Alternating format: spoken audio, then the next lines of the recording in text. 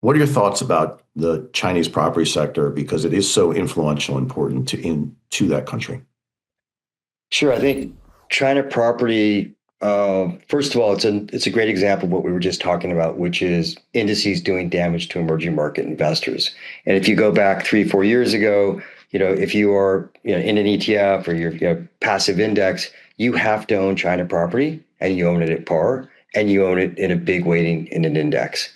And the one thing that was clear about China property at par is that there was no property to collateralize that par bond.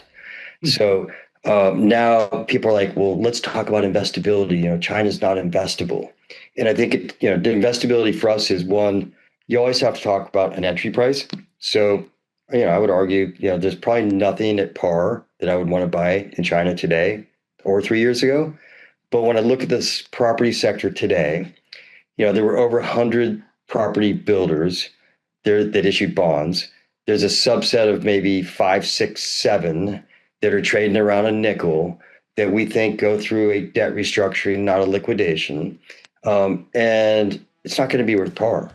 But if you can take it from 5 to 15 to 20 in a restructuring, that's pretty powerful.